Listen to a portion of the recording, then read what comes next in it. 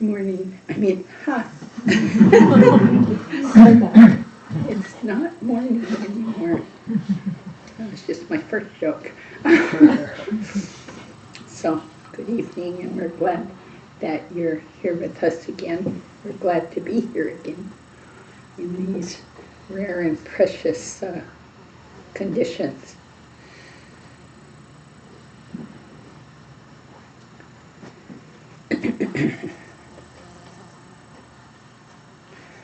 So this morning, Eric Fromey led I thought, quite a wonderful beginning contemplation on refuge before we do our refuge prayer. And I'm going to pick a few pieces out of it to just have us hopefully deepen our sense of refuge. We can say these kind of prayers so many times and they can become rote, not because they are rote. It's our minds that do that. And as Mama Michael often points out, we fail to see the freshness and the newness of every single moment of our lives because no moment will return. It's never been here before, and it won't be here again. This is true for every moment. I'm always astonished when I think that because I don't experience it yet. So Eric said that he attended a conference this past week, and there was a hospice nurse there.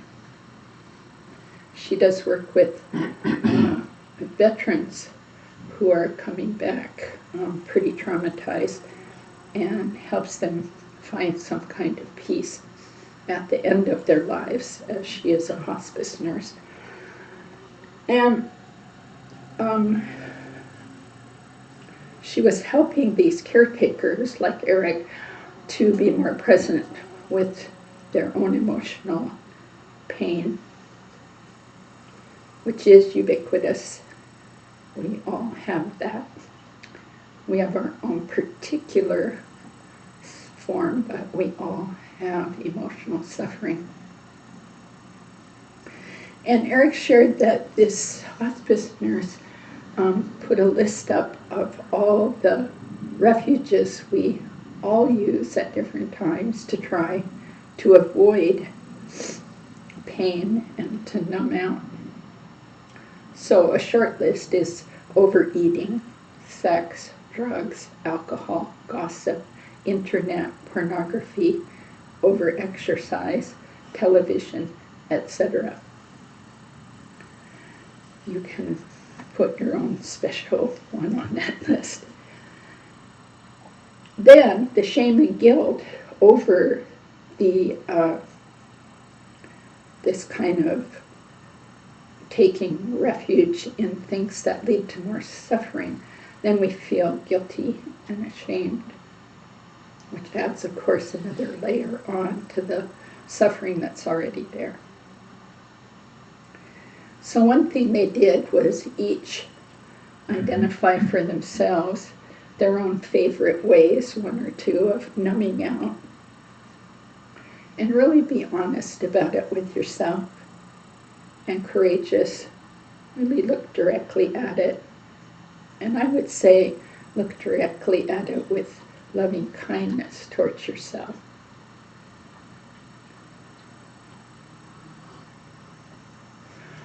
So just take a moment and think of that for your own self with an honest and kind, humble mind. What is it that I go for refuge in over and over in a patterned, non-thinking way? That usually leads to more difficulty, not less. Momentary pleasure, but long-term suffering.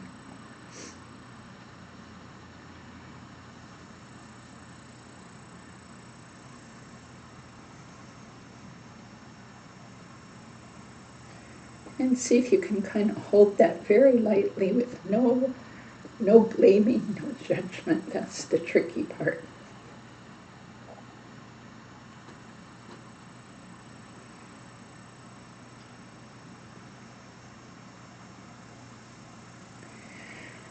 So one thing we can do is see the falsity of these refuges. Number one, they never last, right? You go for it. It feels good for however long, a moment, a week, whatever, and then it fails. And when it fails, a number of things unfold, and we usually, well, I usually skip those consequences as though they're not tied to me taking false refuge. I kind of go, no, that's not because I did thus and so.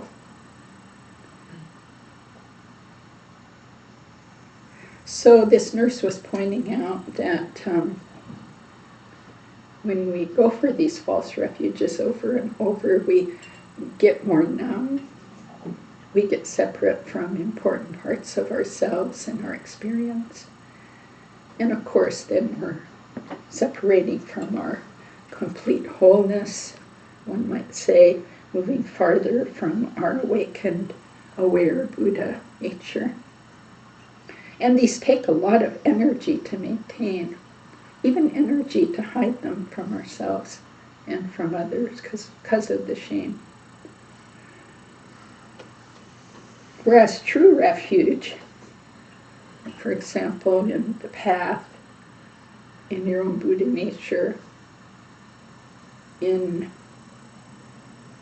watching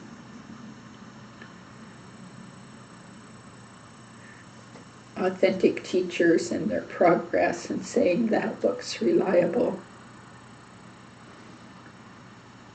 they don't lead to suffering.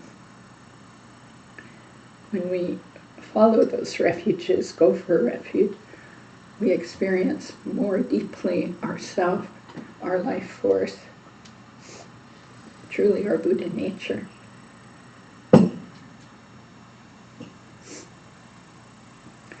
So often as people practice the Buddhist path more consistently, more deeply, and many of you have done and do that, others are newer, but if you do the practice, you may find this, that the outside world of conditions may become progressively less interesting.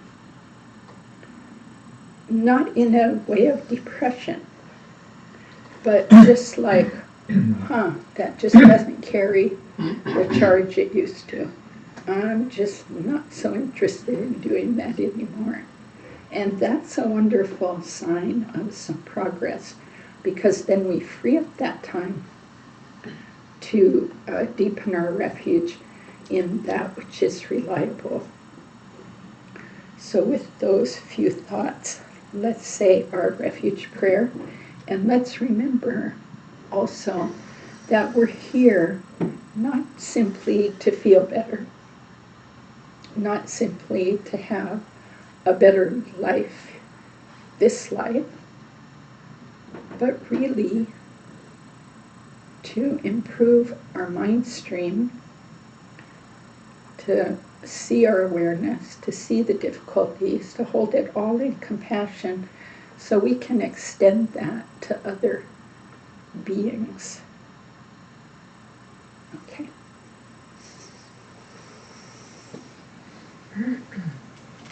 Until the sun may up in die and all beings go for refuge to the sources of true refuge. I will now practice the absorption of calm abiding in order to release all beings from their particular suffering and establish them in lasting peace and happiness. Until the summit of enlightenment is reached, I and all beings go for refuge to the sources of true refuge. I will now practice the absorption of calm abiding in order to release all beings from their particular suffering and establish them in lasting peace and happiness. Until the summit of enlightenment is reached, I and all beings go for refuge to the sources of true refuge. I will now practice the absorption of calm abiding in order to release all beings from their particular suffering and establish them in lasting peace and happiness.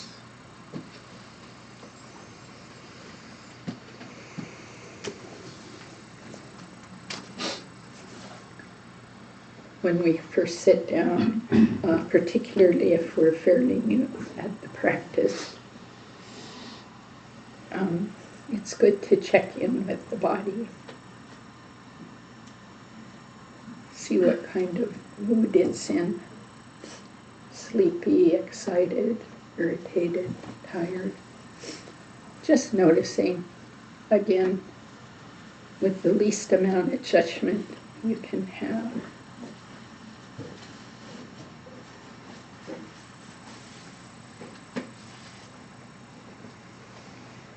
One thing that has helped my meditation posture a bit was a friend who said, you lift your heart a little bit towards the Buddha. And that can straighten the back, not in a rigid way, but just kind of so you're not slumping. You lift the heart towards the Buddha. And that can straighten the back. And then relax. And then relax some more. And then relax some more. Relax all the stories and all the emotions, all the plans, all the memories. They'll come about. Just meet them in a very relaxed way. And just like seeing the pull toward an addiction, we can witness those very pulls in our calm abiding session. So, for example, you might find yourself often thinking of a certain planning or a certain set of memories, or very pulled to sleepiness, or very pulled to excitement. And just seeing that as possibly a false refuge, even right in the calm abiding session, the pull to go to a false refuge, rather than to stay aware, relaxed, and to simply say, am I willing to let this go? And don't even answer the question, just say, am I willing to let this go, and let go? And it's helpful then to have some kind of anchor that you can return to. It could even be the no object kind of meditation that some do here. But it can also be your breath. That's very handy. Or it could be coming back to mindfulness of the body, the sensations. So we simply do this over and over again. And we'll take a short stretch break in about 10 or 15 minutes and then continue on. So enjoy your meditation.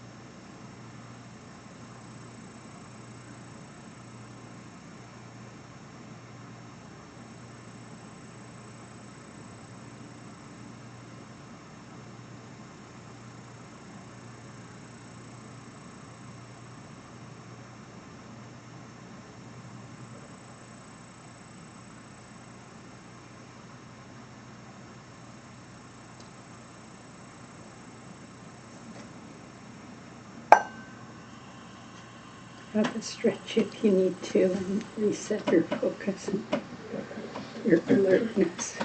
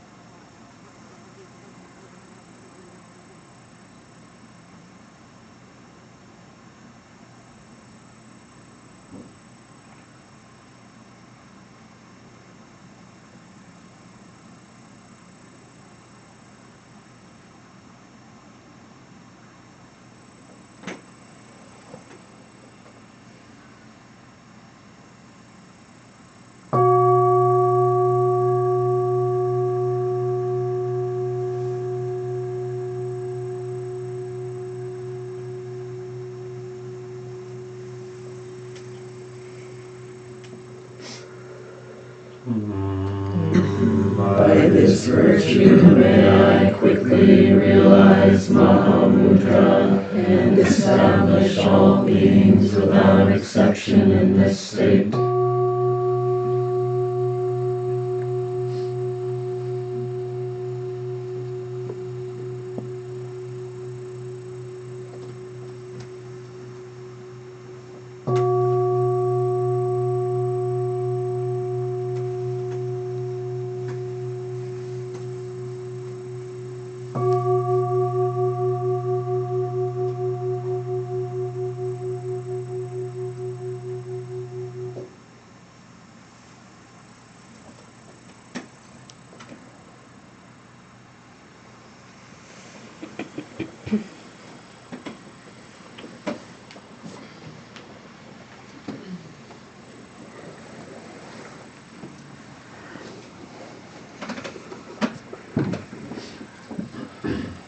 So we'll have time for tea together after a few announcements. We're trying to help orient ourselves and everyone to this move. So the next 2 Sundays will be here, June 18th. Is it just one more? So I'm trying to orient myself. It included today. So June 11th and June 18th, and this is June 11th. So next Sunday we'll be here, and the mind training following that, the 20 whatever it is, Thursday will be here. Then on June 25th we will start over there with Lama Michael leading that. June 18th will be Eric Frome's last time teaching. June 18th? Yeah, next Sunday. In the morning? In the morning. It will be his last time teaching, but he's not leaving immediately, but that will be.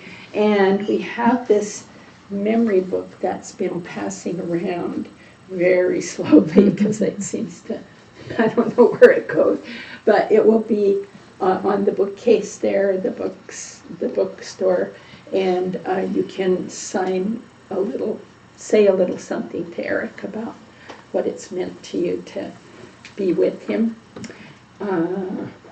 And you want to talk about Kempo Rinpoche or the building or something? Extra activities. Or what? I guess maybe everybody knows about all the Maybe not. events, and you should register online because they're filling up. Yeah. And starting with the blessing, which actually you don't have to register for, so don't forget about it. That's the 27th, 9 to 11, Tuesday morning. And at the new center. Yeah. With Kempo Lodrodonyo. Yeah. And then while he's here, I think we mentioned last week also that there's a couple of events that are just kind of Sangha events events. They're not events, they're just informal times to do something where we're taking Rinpoche to the Japanese gardens and the rose gardens on Friday the 30th. And so it's just, if you want to come and walk through, it's not like you will get to like be holding his hand through the whole thing, but just coming as a group to wander through the garden together. But it costs $15. And then What time is that door? that'll start at 10. We want to go right when it opens, and that's when it opens. And then after an hour or so, or maybe a little less, at 11 o'clock-ish, we'll be down in the Rose Garden. We want to just walk Kempo through there, and then sit down and have a little tea, which we'll bring. And if you want to come and bring something to drink, or we'll try to have some extra thermoses, but we don't know how many people there will be. We'll probably sit in that amphitheater, I would think, to have tea, and then he'll come back for lunch, and that'll be that. So the other thing is Saturday night, there's not that much room, but there's a little room in a small restaurant near here, the Promised Land, where we're taking Ricochet and the party for dinner. And then the rest of us are like reserving places and filling it up. So it's not that big, but if you're interested in going, call up and make a reservation and say KCC. I think it already is Is it already filled. full? Okay. Never mind. Well, 'cause when I called a few days ago, Oh, she said, okay, you're the last. oh, really? Yeah. Wow, well, that's good to know. That's bad to know. Is anyone scalping tickets? Well, I had predicted that, and I was thinking like, lobber and mine. There's all kinds of ways to raise money. Yeah. So, okay, well, that's that. Anyway, there's lots of things to come to, so please come to everything and that you can. And while we have requested donations for these things, it's also true that if it's too much for you, or if you can't afford whatever you can't afford to pay, then be sure to come anyway. So we will let you in. And then what about the building? Anything you want to ask for? You want to help on Thursday for something? We have to check in. I think I heard John was thinking of ordering a dumpster for Thursday. That's For right, Thursday, he said that, okay. yeah. So we will need some dumpster loaders, and word must get out to Diane. Mhm. The dumpster queen. Yeah, the dumpster Yes. queen, and you'll do whatever she says. I think we have one last full dumpster load to do. Oh, that's good. Cool. Um, Will it be the cement? No, that's the separate, the cement. Not, yeah, not the cement. rubble. Yeah, Rubble. That'll be a different dumpster. yes. That dumpster will not be for the faint of heart or the weak of back. So and the time people should come for that, the dumpster is, do you say like noon or do you say Late before? morning, should we say 10? Usually Usually we like to give the dumpster a chance to get there, but it's usually there before the neighbors leave for work. But, I don't know, 10's a safe bet. And we'll always clean up to do in the meantime. Yeah, we're gonna generate a lot of sawdust in the sanctuary in the next week. Oh, good. So sweeping, tidying up, a lot of, just looking out for trip hazards. As lumber falls to the ground, it gets in the way. Someone to come up and clean all that up would be great once in a while. Anything else? Another thing on the transition, many of you know, some of you probably think it just sort of magically happens, but we do have this rather large crew of people who do take on the role of what we call omze. It's actually more than that. Omze in Tibetan would just be the chant leader. But they also have here, this group has been doing the more extended tasks, including setting up the tea, taking care of the altar, generally greeting people, straightening and whatnot before and after. And at our new center, this will change. The geography, the internal geography of the new center is sufficiently different that this just practical considerations will mean that it changes. So all this activity is in the kind of the spirit of the things that we do in order to create a place for Dharma to be active. And so whether it's the taking care of the tea to make the connection, the hospitality with people as they come, whether it's taking care of the space and taking care of the altar, activating the altar, you could say, sort of making the Dharma space active and really holding that with some intention, or leading the recitations, overseeing the unfolding of the meditation session. All of these things are important, and in the as we move to the new center, these things will start to separate out into into separate categories of activity. So there'll be more opportunities for people to take part. So if you could be inspired to make tea and straighten things up, but you can't quite hurdle the performance anxiety of leading recitations, and you now have more opportunities.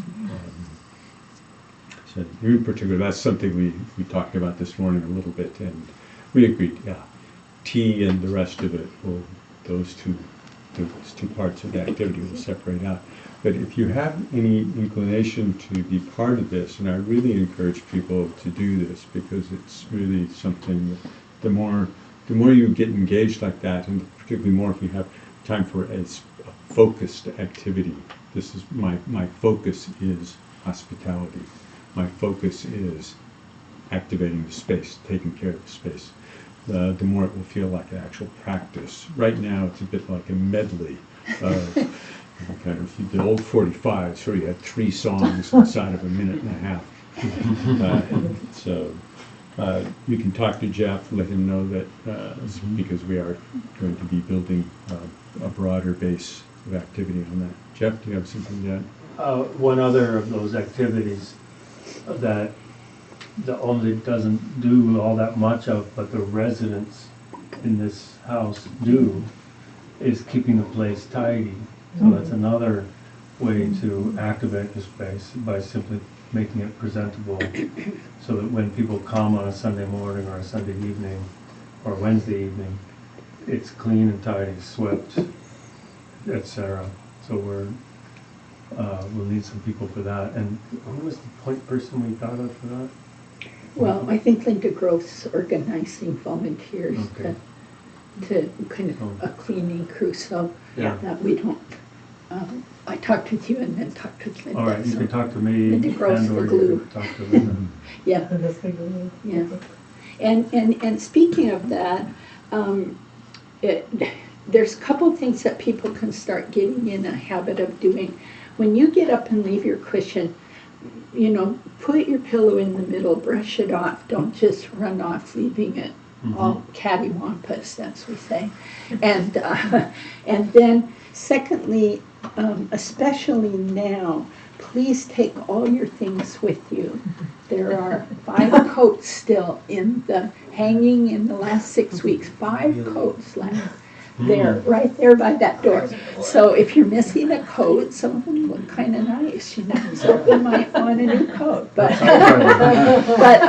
please take your coats, your cups, and hats. Those are the 3 things that get left, and people don't even call about it. It's so mysterious. Don't expect your coat to magically appear on Skidmore next winter. Actually, it will go to Goodwill. Anything left here that we don't recognize is going to Goodwill. So we've had quite a stream of Goodwill lately, so please pick your things up and take them home with you, and because we're moving. Okay? Yeah. Kat. Go ahead. Is there any place where all the stuff that you just mentioned is listed? Yeah, isn't there one more sheet back there? You Okay. mean the dates and all Yeah, that? the dates and times. Yeah, Okay. yeah, That I can take? yeah. Okay, Yeah. thank you.